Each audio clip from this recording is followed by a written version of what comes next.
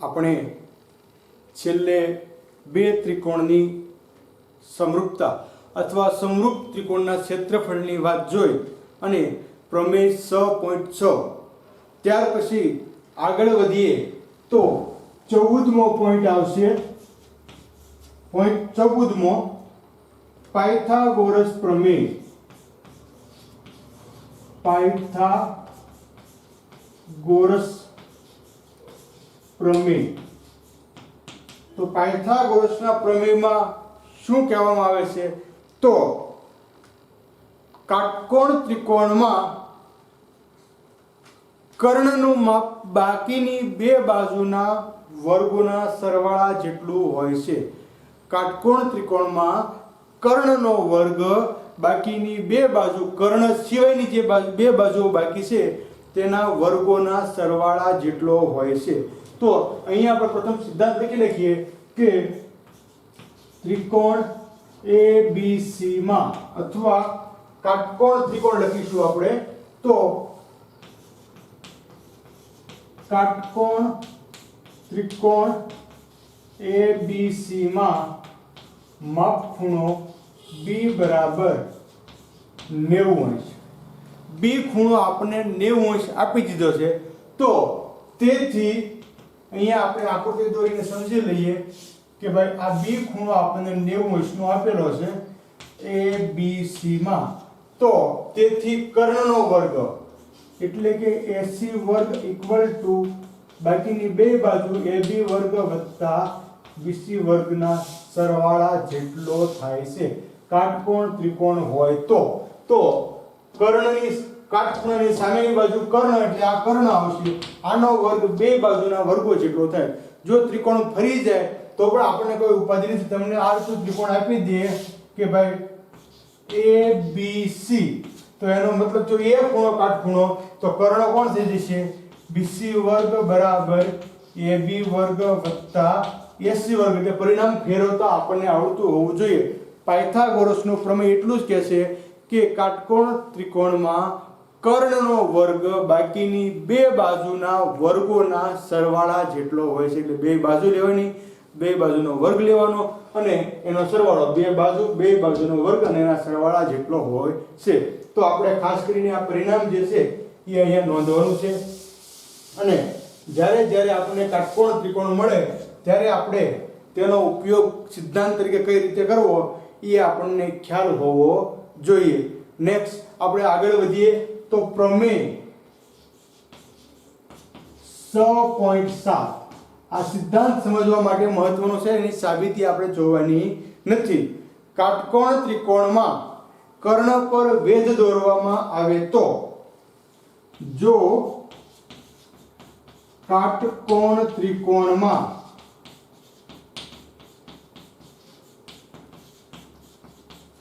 કર્ણ પર વેધ દોરવામાં આવે તો તમારે સીધી લાઈન, મારો થોડો કટ થયું છે શબ્દ હોવાથી, વેધ દોરવામાં આવે તો વેધની બંને તરફના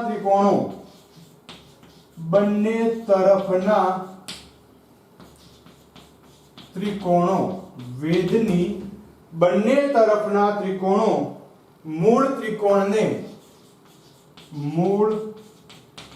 ત્રિકોણને સમરૂપ હોય છે. બંને ત્રિકોણો મૂળ ત્રિકોણને સમરૂપ હોય છે અને એકબીજાને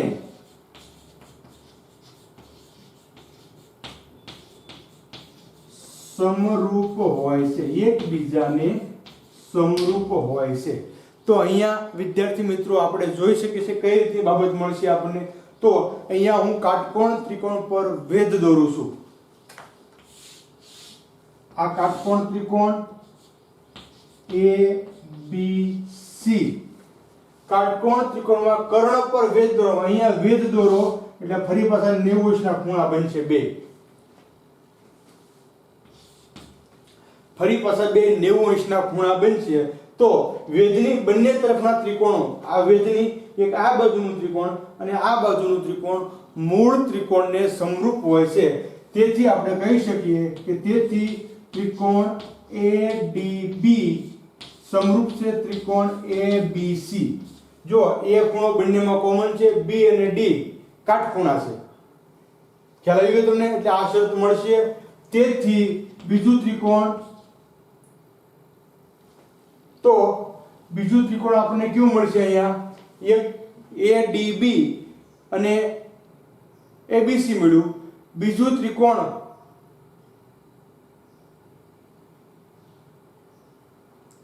BDC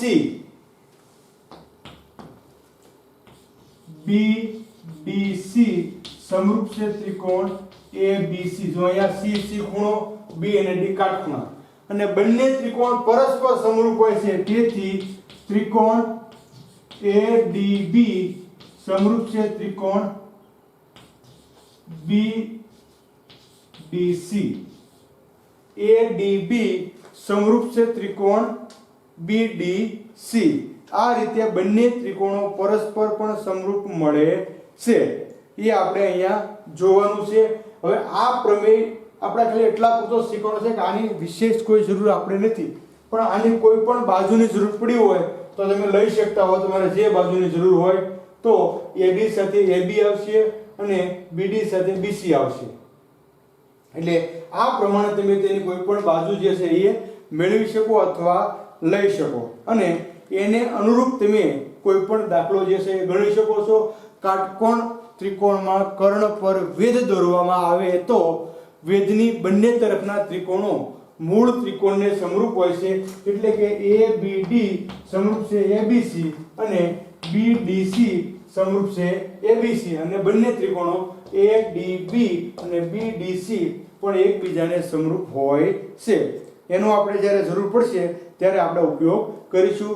નેક્સ્ટ આગળ વધીએ તો હવે બીજો મહત્વનો પ્રમેય આવે છે, પ્રમેય 6.8 પાયથાગોરસનો પ્રમેય, જેની આપણે ચર્ચા કરીએ.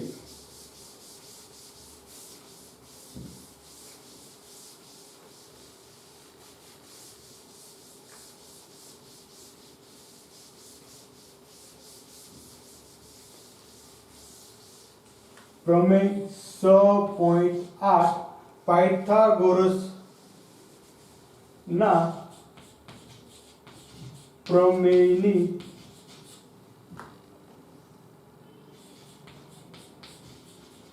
સાબિતી સ. પાયથાગોરસ પ્રમેય, પાયથાગોરસનો પ્રમેય સાબિતી સ સમજાવો.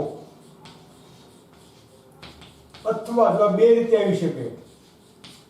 પાયથાગોરસનો પ્રમેય સાબિતી સ સમજાવો, અથવા કાટકોણ ત્રિકોણમાં પાયથાગોરસનો પ્રમેય, પાયથાગોરસનો પ્રમેય સાબિતી સ રજૂ કરો, સમજાવો. સમજાવો. અથવા જો આમ ન પૂછે તો આમ પણ પૂછી શકે કે કાટકોણ ત્રિકોણમાં, કાટકોણ ત્રિકોણમાં, જો અહીંયા ત્રિકોણ છે, કાટકોણ છે નક્કી થઈ ગયું, અને કાટકોણ એટલે એનો એક ખૂણો 90 અંશનો હોય, આ પણ નક્કી થઈ જાય. કાટકોણ ત્રિકોણમાં કર્ણ, કાટકોણ ત્રિકોણમાં કર્ણનો વર્ગ, કાટકોણ ત્રિકોણમાં કર્ણનો વર્ગ બાકીની બે બાજુઓના, બાકીની બે બાજુઓના, બાકીની બે બાજુઓના વર્ગોના સરવાળા જેટલો, વર્ગોના સરવાળા જેટલો. કર્ણનો વર્ગ બાકીની બે બાજુના વર્ગોના સરવાળા જેટલો હોય છે. બરાબર? તો પ્રથમ અહીંયા આપણે આકૃતિ જોઈ લઈએ. તો આ રીતની આકૃતિ આપણને મળશે ત્રિકોણ ABC અને B ખૂણો કાટખૂણો બરોબર આ પહેલી વાત અહીંયા આપેલી છે પક્ષમાં લઈ લઈએ આપણે તો આટલું પક્ષમાં આવશે પક્ષ ત્રિકોણ કયો આપેલો છે આપણને ABC અને જેમાં B ખૂણો છે એ કાટખૂણો છે એમ આપણને કીધેલું છે ત્રિકોણ ABC માં B ખૂણો કાટખૂણો છે આ બાબત આપણને સમજાવેલી છે તો પક્ષ ત્રિકોણ ABC માં ખૂણો B કાટખૂણો છે અને કર્ણ પસંદ કરવો પડશે તો રેખાખંડ AC કર્ણ છે આ B કાટખૂણો અને આ AC કાટખૂણાની સામે કર્ણ આવશે હંમેશા એટલે કે ત્રિકોણ ABC માં ખૂણો B કાટખૂણો છે અને AC જે છે એ કર્ણ છે હવે સાધ્ય તો સાધ્યમાં આપણે શું સાબિત કરવાનું છે તો સાધ્યમાં આપણે સાબિત કરવાનું છે કે કર્ણનો વર્ગ બાકીની બે બાજુના વર્ગો ના સરવાળા જેટલો છે AC વર્ગ બરાબર AB વર્ગ વત્તા BC વર્ગ આ આપણે સાબિત કરવાનું છે કે AC વર્ગ બરાબર AB વર્ગ વત્તા BC વર્ગ ત્રિકોણ ABC માં B ખૂણો છે કાટખૂણો છે અને એની સામે AC છે એ કર્ણ છે હવે આપણે પ્રથમ અહીંયા પણ જે પ્રમેય આપણે શીખ્યા છીએ 6.7 એનો ઉપયોગ કરવો પડશે એટલા માટે જે પ્રમેય આપણે જોયો તો પ્રથમ કાટખૂણામાંથી કર્ણ પર વેધ દોરવાનો છે કાટખૂણામાંથી કર્ણ પર વેધ દોરવાનો છે બરાબર તો પ્રથમ આપણે લખીએ સાબિતી ત્રિકોણ ABC માં ત્રિકોણ ABC માં કર્ણ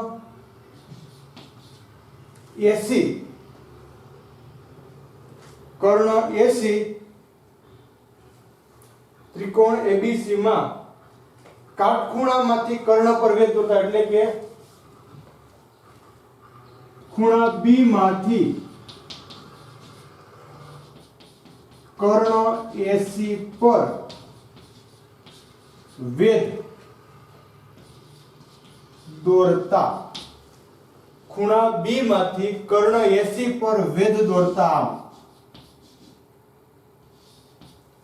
AC પર વેધ દોરતા શું લખી શકીએ આપણે કે તેથી BD લંબ AC BD લંબ AC BD જે છે એ આપણને AC ને લંબ મળશે કાટખૂણામાંથી ખૂણા B માંથી કર્ણ AC પર વેધ દોરતા BD લંબ AC આપણને મળશે ખ્યાલ આવી ગયો હવે અહીંયા આપણે જે બાબત શીખ્યા હતા એ પ્રમાણે કે કાટખૂણામાં કર્ણ પર વેધ દોરતા બે ત્રિકોણો મૂળ ત્રિકોણને સમરૂપ હોય છે એટલે તો પ્રથમ આપણે પહેલી શરત જોઈ લઈએ તો ADB તેથી ત્રિકોણ ADB સમરૂપ છે ત્રિકોણ ABC પ્રમેય 6.7 કે બનતું ત્રિકોણ જે છે એ મૂળ ત્રિકોણને સમરૂપ હોય છે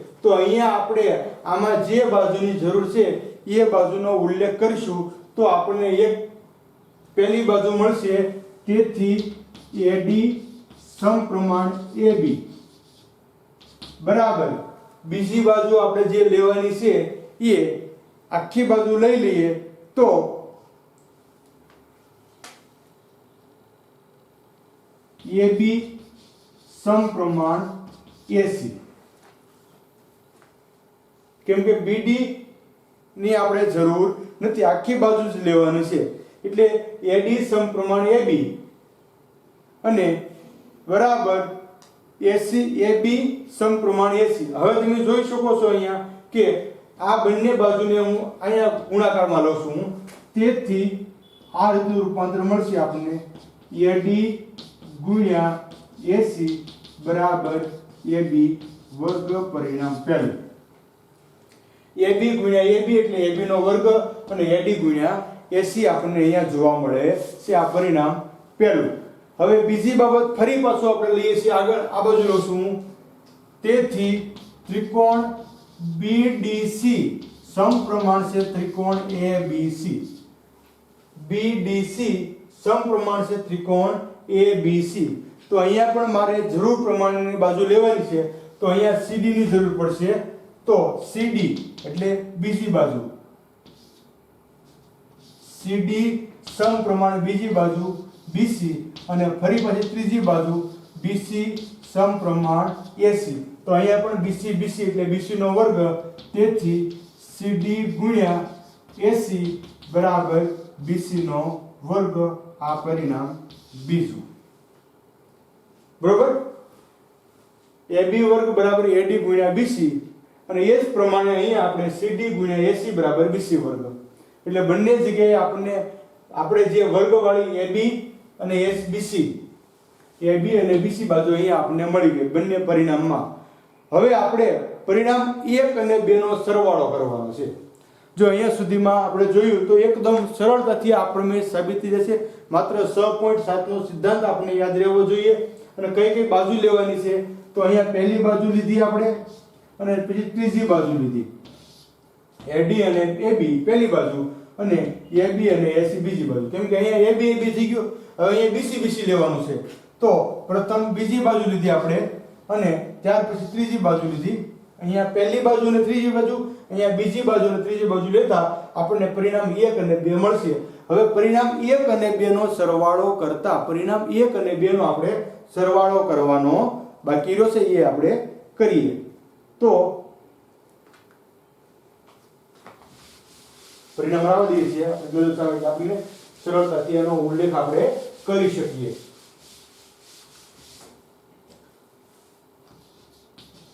પરિણામ 1 અને 2 નો સરવાળો કરતા તો 1 એટલે એની ડાબી બાજુ અને 2 ની ડાબી બાજુ અને 2 ની જમણી બાજુ અને 1 ની જમણી બાજુ આ રીતે આપણે લેવાનું છે. તો પ્રથમ આપણે આ બાજુ લઈએ છીએ તેથી AD ગુણ્યા AC વત્તા આ બાજુ લઈએ તો CD ગુણ્યા AC બરાબર જમણી બાજુ લઈએ તો AB વર્ગ વત્તા આની જમણી બાજુ લઈએ તો BC વર્ગ. બરોબર. પરિણામ 1 અને 2 નો સરવાળો કરતા એટલે 1 ની ડાબી બાજુ 2 ની ડાબી બાજુ 1 ની જમણી બાજુ 2 ની જમણી બાજુ આ રીતે આપણે લેવાની છે. તો હવે આ બે અહીંયા આપણે જોયું તો બંનેમાં AC કોમન હોવાથી બંને બહાર નીકળે છે. તેથી AC કૌંસમાં વધ્યા AD વત્તા CD બરાબર AB વર્ગ વત્તા BC વર્ગ. હવે તમે જોઈ શકો છો કે AD અને CD એટલે ફરી પછી આખી બાજુ AC આપણને મળશે. બરોબર. તેથી AC ગુણ્યા AC બરાબર AB વર્ગ વત્તા BC વર્ગ અને AC ગુણ્યા AC એટલે AC નો વર્ગ. તેથી AC વર્ગ બરાબર AB વર્ગ વત્તા BC વર્ગ આ આપણો પ્રમેય અહીંયા પૂર્ણ થયો છે. આ રીતે પૂર્ણ પ્રમેયનો સંકેત આપણે કરી નાખવાનો રહેશે. તો વિદ્યાર્થી મિત્રો આ પ્રમેય ખૂબ સરળ છે અને બંને પ્રમેય એવા છે કે તમને સરળતાથી પાકા થઈ જશે. પણ એની પૂર્વધારણા તમને યાદ રહેવી જોઈએ. પહેલા પ્રમેયની પૂર્વધારણા શું છે કે બે સમરૂપ ત્રિકોણના ક્ષેત્રફળ તેમની અનુરૂપ બાજુના વર્ગોના સમપ્રમાણમાં હોય છે અથવા ગુણોત્તરમાં હોય છે. અને અહીંયા કાટકોણ ત્રિકોણમાં કર્ણનો વર્ગ બાકીની બે બાજુના વર્ગોના સરવાળા જેટલો હોય છે અથવા પાયથાગોરસનો પ્રમેય સાબિતી સહ રજૂ કરો તો બંને ઉદાહરણ સમજ છે અને અહીંયા આપણે આખો પ્રમેય જે છે એ ફરી પાછો જોઈએ. તો સૌપ્રથમ આપણે પક્ષમાં લેવાનું છે. પક્ષમાં ત્રિકોણ ABC આપેલો છે, એમાં B ખૂણો છે એ કાટખૂણો છે અને AC એનો કર્ણ છે. સાધ્યમાં લેવાનું છે કર્ણનો વર્ગ એટલે AC વર્ગ બરાબર AB વર્ગ વત્તા BC વર્ગ. સાબિતીમાં આપણે સૌપ્રથમ જે બાબત જોઈ હતી આ ખૂબ મહત્વની બાબત છે કે ત્રિકોણ ABC માં ખૂણા B માંથી કર્ણ AC પર વેધ દોરતા આપણે ખૂણા B માંથી કર્ણ AC પર વેધ દોરીએ છીએ, તેથી BD લંબ AC આપણને મળશે. BD લંબ AC એટલે 90° ખૂણો ને આપણો બનશે. એટલે કાટકોણ ત્રિકોણમાં કાટખૂણામાંથી કર્ણ પર વેધ દોરતા બનતા બંને ત્રિકોણો મૂળ ત્રિકોણને સમરૂપ બને છે. આ સિદ્ધાંત લાગુ પડી શકે. એટલે પ્રથમ આપણે કીધું કે BD લંબ AC આપણને મળશે અને BD લંબ AC મળતા આપણે કહી શકશું કે ત્રિકોણ ADB એકરૂપ સમરૂપ છે ત્રિકોણ ABC. પ્રમેય 6.7 એની પહેલી અને ત્રીજી બાજુ લેવાની, જેથી આપણને AB વર્ગ બરાબર AD વર્ગ AD ગુણ્યા AC મળશે, પરિણામ પહેલું. ત્યાર પછી બીજું ત્રિકોણ લેવાનું છે ત્રિકોણ BDC સમરૂપ છે ત્રિકોણ ABC. તો અહીંયા પહેલા બીજી બાજુ લેવાની છે કે CD સમપ્રમાણ છે BC બરાબર BC સમપ્રમાણ છે AC. તો અહીંયા પણ આપણે AC ગુણ્યા BD AD AC ગુણ્યા CD બરાબર છે BC ગુણ્યા BC એટલે BC નો વર્ગ. પરિણામ બીજું મળશે. પછી પરિણામ 1 અને 2 નો સરવાળો કરતા તો AD ગુણ્યા AC વત્તા CD ગુણ્યા AC બરાબર AB વર્ગ વત્તા BC વર્ગ. AC સામાન્ય થઈ ગયા એટલે અહીંયા AD વધ્યા, અહીંયા CD વધ્યા. આ બાજુ એમના AC અને AD વત્તા AC AD વત્તા CD એટલે આખી બાજુ ફરી પાછી AC થઈ ગઈ એટલે AC હોવાથી AC નો વર્ગ જે આપણો કર્ણ છે બરાબર AB વર્ગ વત્તા BC વર્ગ આપણે સાબિત કરી શકીએ છીએ. તો આ રીતે આ પ્રમેય તમે પણ ખૂબ સરળતાથી લખી શકો છો. હવે આપણે આગળ વધીએ. ફરી પાછો આખો પ્રમેય આપણે આકૃતિ ઉપરથી બેસાડીએ છીએ જેથી કરી આપણને કોઈ મુશ્કેલી પડે નહીં અને સમજવામાં ખૂબ જ સરળતા રહેશે. તો સૌપ્રથમ આપણે આકૃતિ જોઈએ.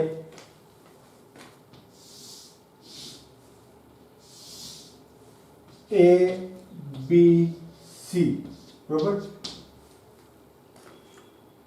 કાટકોણ ત્રિકોણમાં કર્ણનો વર્ગ બાકીની અહીંયા કાટકોણ ત્રિકોણ મળી ગયું છે, કાટખૂણો મળી ગયો અને કર્ણ મળી ગયો, એની સામે કર્ણ હોય એટલે આપણે પહેલો જ પોઈન્ટ છે પક્ષ.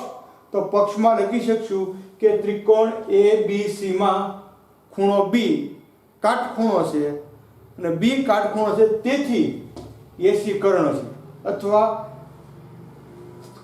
ત્રિકોણ A કાટકોણ ત્રિકોણ અથવા ત્રિકોણ ABC માં B ખૂણો છે એ કાટખૂણો છે અને AC જે છે એ કર્ણ છે. આ બંને વિગત નક્કી થયા પછી સાધ્ય આવશે કે AC વર્ગ બરાબર AB વર્ગ વત્તા BC વર્ગ. આપણે સાબિત કરવાનું છે કે કર્ણનો વર્ગ બાકીની બે બાજુ કર્ણ સિવાયની બે બાજુના વર્ગોના સરવાળા જેટલો હોય છે એટલે AC વર્ગ બરાબર AB વર્ગ વત્તા BC વર્ગ.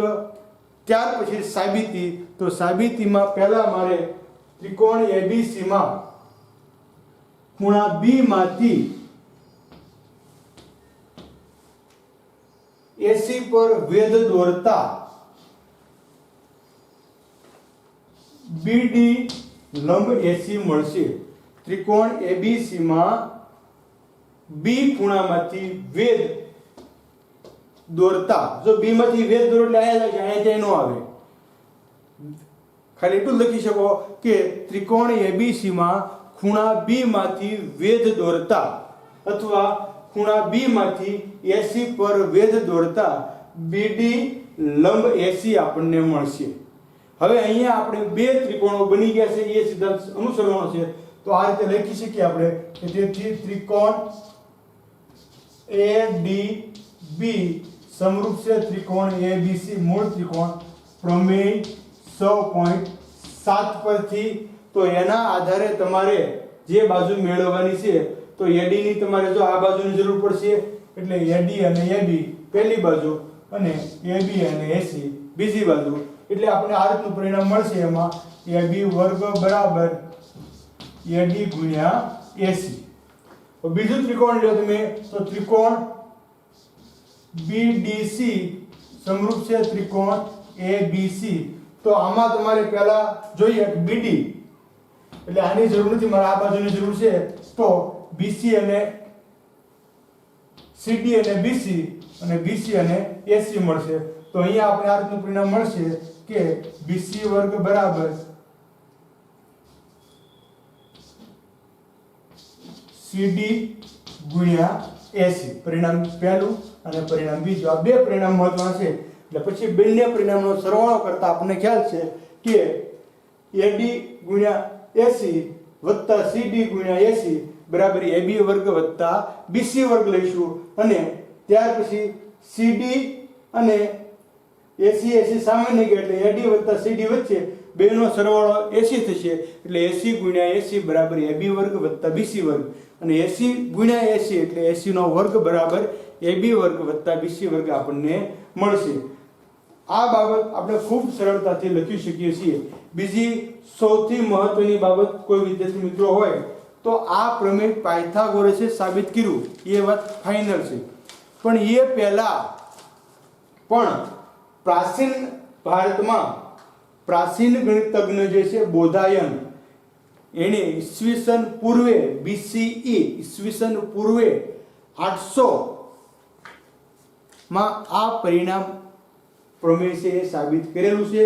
એટલે આને આપણે બોધાયનનું પ્રમેય પણ કહી શકીએ છીએ. ખરા ખોટા અથવા વિકલ્પ માટે ખૂબ મહત્વનું છે કે પાયથાગોરસના પ્રમેયને બોધાયન પ્રમેય તરીકે પણ ઓળખવામાં આવે છે તો વિધાન ખરું બને.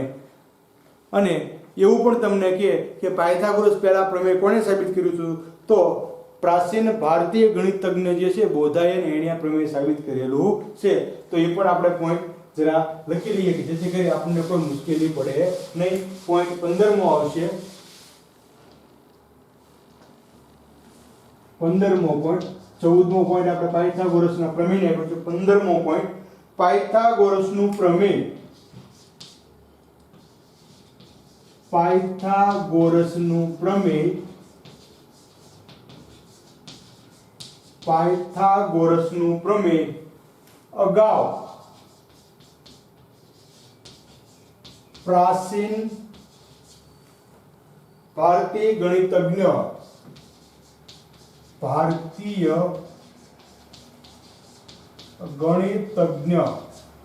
પ્રાચીન ભારતીય ગણિતજ્ઞ બોધાયને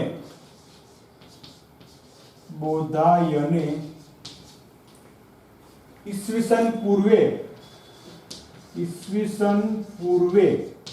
એટલે એમ પણ કહી શકીએ આપણે કે BCE 800 માં આપ્યું હતું. પાયથાગોરસના પ્રમેય પહેલા ઈસવીસન પૂર્વે 800 માં બોધાયને આ પ્રમેયની સાબિતી રજૂ કરી હતી. થોડીક અલગ રીતે હતી પરંતુ આ પ્રમેયને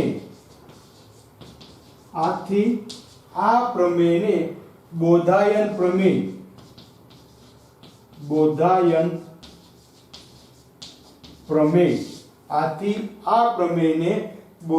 પ્રમેય તરીકે પણ ઓળખવામાં આવે છે. આ પ્રમેયને બોધાયન પ્રમેય તરીકે પણ ઓળખવામાં આવે છે. તો આ રીતે વિદ્યાર્થી મિત્રો તમારી પાક્કી બુકમાં કુલ 15 પોઈન્ટ થવા જોઈએ ત્રિકોણના. ભલે આપણા ગણિતમાં કુલ આપણને 6.65 પોઈન્ટ આપ્યા છે પણ આપણે દરેક પોઈન્ટનો વિસ્તૃત રીતે અભ્યાસ કરી અને કુલ 15 પોઈન્ટ તર્યા છે. અને આ તમામે તમામ 15 પોઈન્ટનો આપણે અભ્યાસ અહીંયા પૂરો કર્યો છે. હવે નેક્સ્ટ પીરિયડમાં આપણે આ જે બે રીતો શીખ્યા છીએ અથવા કુલ 4 પ્રમેય શીખ્યા છીએ 6.6 6.7 6.8 એને અનુલક્ષીને ગણતરી કઈ રીતે કરી શકાય એ આપણે નેક્સ્ટ પીરિયડમાં જોઈશું. ફરી વખત વિદ્યાર્થી મિત્રો તમને કહું છું કે બંને પ્રમેય 6.6 અને 6.8 તમારા માટે ડેડલાઇન છે, ખૂબ મહત્વના છે. બંને પ્રમેય તમારે પાકા કરી નાખવાના છે. આખો વિષયને લખાઈ જાવ છો કોઈ પણ વિચાર કર્યા વગરના. પણ એમાં જો ત્રિકોણ તમને આપ્યું હોય તો એ ત્રિકોણ લેવાનું, આ પ્રમાણે લખી નાખવાનું નથી. ત્રિકોણ ફરી જાય. અહીંયા ત્રિકોણ આપણે એબીસી લીધું, એમાં તમને PQR આપ્યું, તમારે PQR લખવાનું છે કે એમાં કયો કર્ણ થાય, કયો કાટખૂણો થાય, એ પ્રમાણે તમારે એમાં રજૂ કરવાનું રહેશે. અને એ પ્રમાણે તમારો આખો પ્રમેય આકૃતિ ઉપરથી શીખશો તો ખૂબ સરળ પડશે. છતાંય એમાં તમને કોઈ મુશ્કેલી હોય તો ચોક્કસ ફોન દ્વારા કોન્ટેક્ટ કરી અને શીખવા માટે પ્રયત્ન કરો, એવી અભ્યર્થના સાથે ખૂબ ખૂબ ધન્યવાદ.